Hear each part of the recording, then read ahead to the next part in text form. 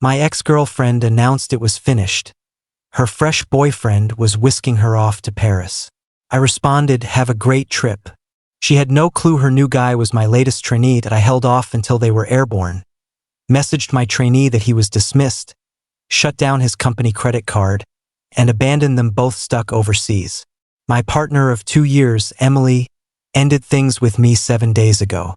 She chose our beloved eatery for the breakup, which was quite daring that it forced me to remain seated opposite her, keeping a composed face as she methodically tore apart our shared existence, all while the server persistently refilled my drink. She delivered the standard talk. She mentioned feeling like our journeys were diverging, that she craved greater excitement and drive in her world.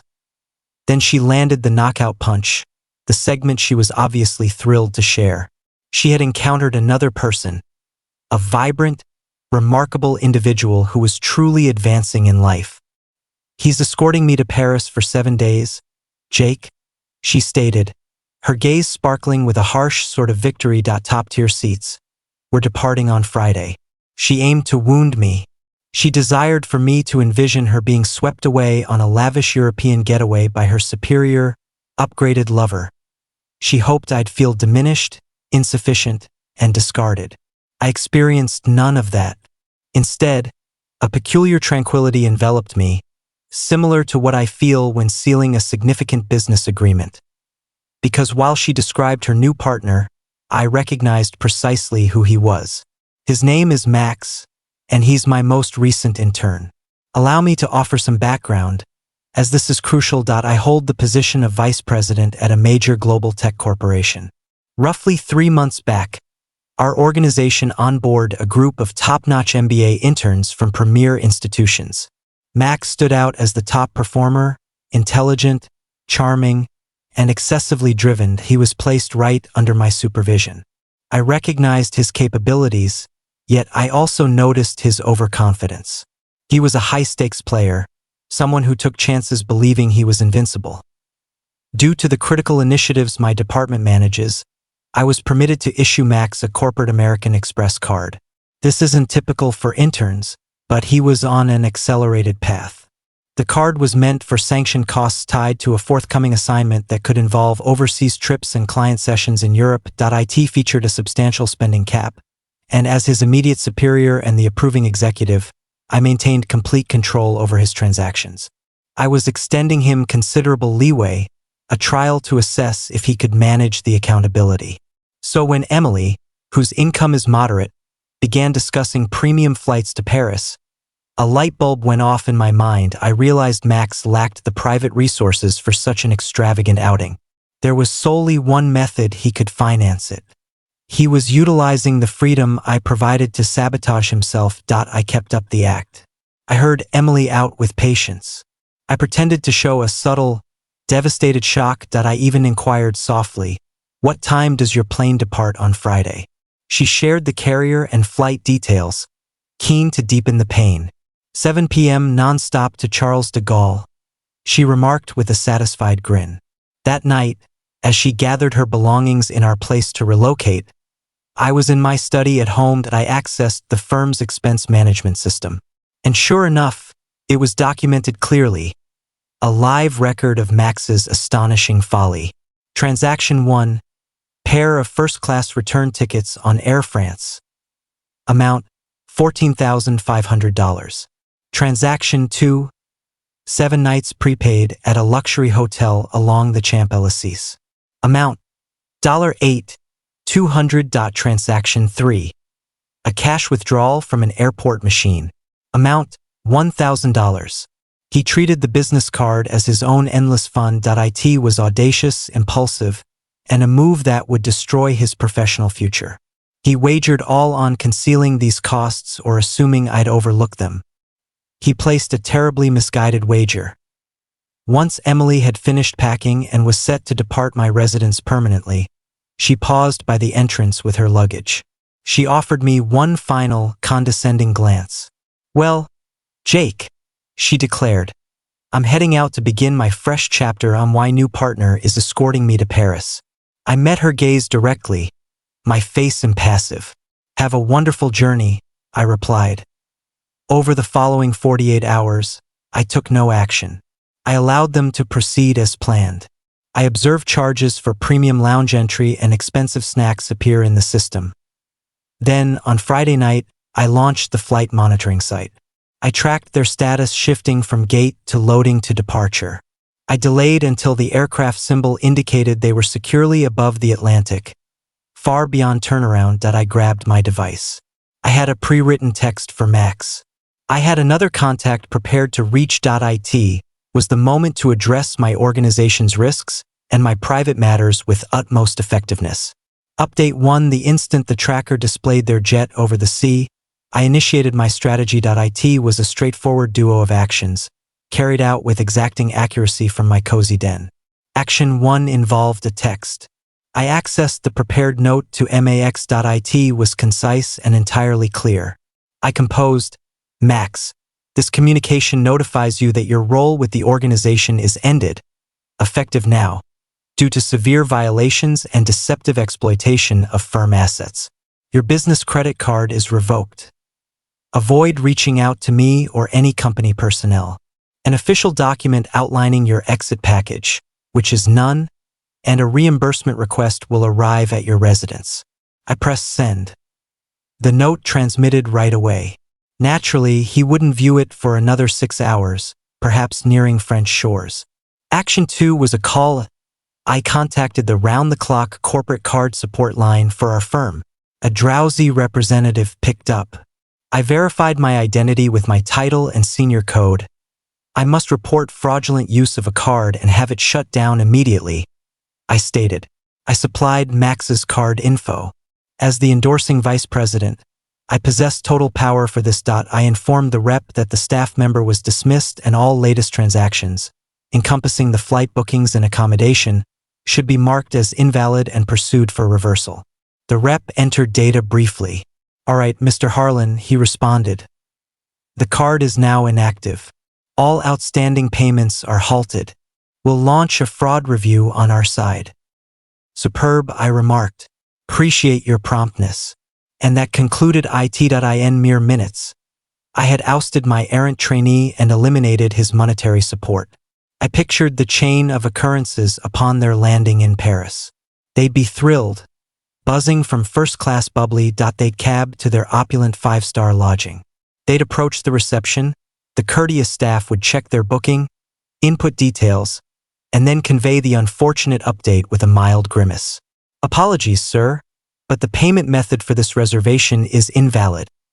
The booking is cancelled. From that point, their ideal escape would devolve into chaos. All their arrangements would dissolve. The company card in Max's possession was reduced to worthless material. His own finances, as I knew from his trainee pay, would fall short for even a budget night in Paris, never mind 2 urgent economy returns. They were marooned. As anticipated, roughly 8 hours on, my phone buzzed.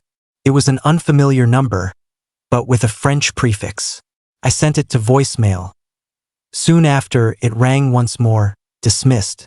Then Emily's flood of messages arrived. Jake, what have you done? The hotel refuses entry. Max's card declines constantly. He claims you deactivated it. He received a firing notice via text. Is this some prank?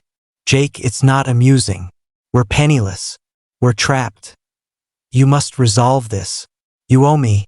I scanned the pleas, a chilly wave of fairness overtaking me. Owe her? I owed 0. Following more urgent texts, I chose to send one last response. I crafted a lone, straightforward line. This appears to be an issue solely between you and your vibrant, driven partner. As I mentioned, have a great trip, or rather, your holiday. I dispatched it.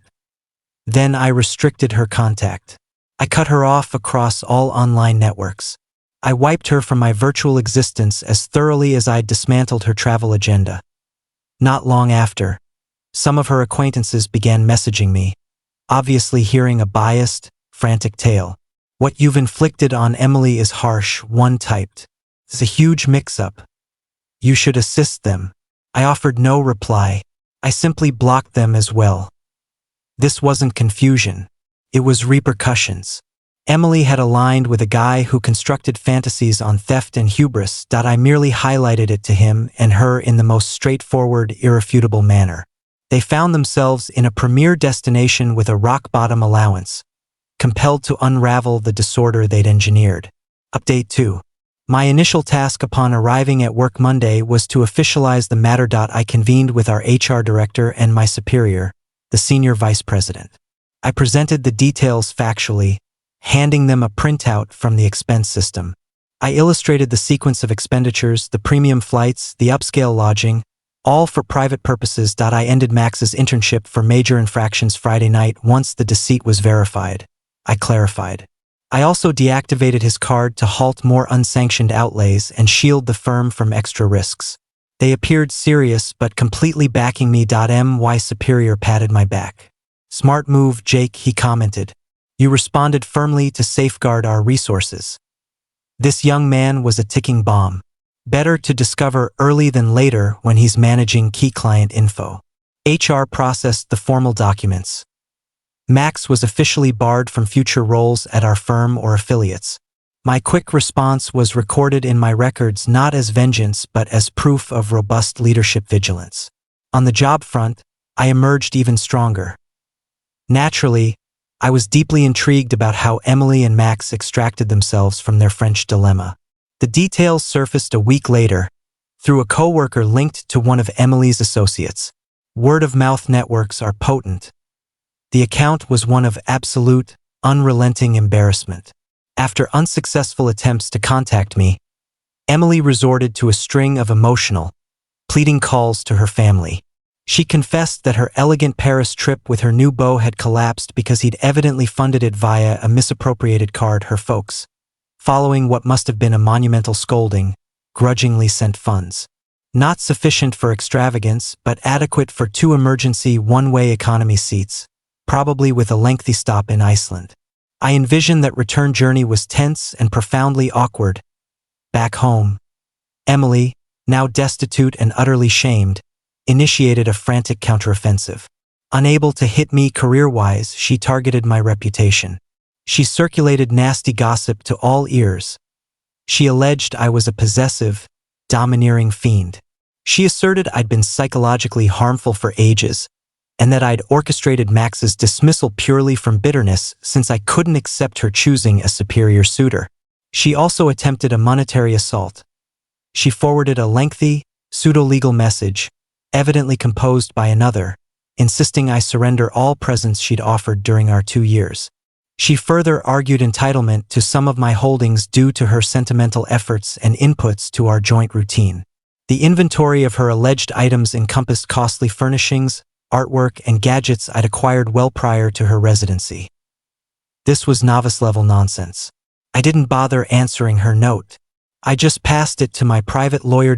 My attorney prepared a brief, pointed, and fierce stop and desist directive. It affirmed unequivocally that I was indebted nothing.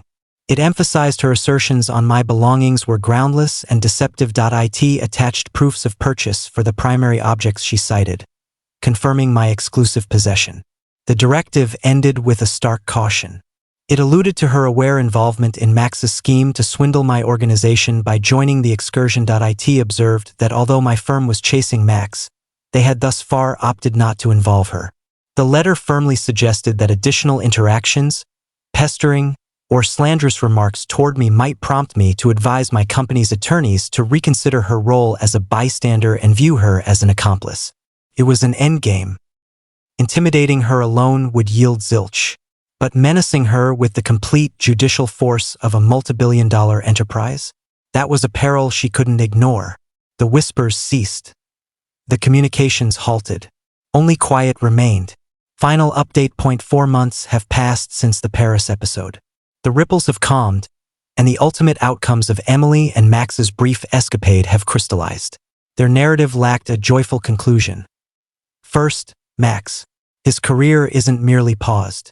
It's a devastated ruin. My organization's legal team, as committed, dispatched him an official reimbursement demand for each cent he wrongly expended on the card. The sum exceeded $24,000. They allowed 30 days for repayment arrangements before advancing to litigation. Moreover, my firm's HR, per protocol for integrity breaches, forwarded a formal notice to his school's dean. The notice outlined his dismissal reasons, encompassing fund abuse and agreement violation. A top MBA relies on connections and standing. That base is now tainted. He's excluded from our sector. No credible company will employ someone terminated for financial wrongdoing. His promising path ended prematurely. Now Emily. Her existence post her abbreviated Paris stint has been a gradual, agonizing downfall. The bond with Max, founded purely on his showy vows and my firm's cash, dissolved upon repatriation. He was jobless, dishonored, and burdened with huge debt. He ceased being the assertive leader she'd abandoned me for. He became a burden. They parted in under a week. Emily landed in dire straits. She was financially drained, having depleted her reserves on the degrading return. She'd been openly jilted by the man she'd openly forsaken me for, and she was basically without shelter, since her name never appeared on my rental. From the latest via that dependable network, she relocated to her parents' home.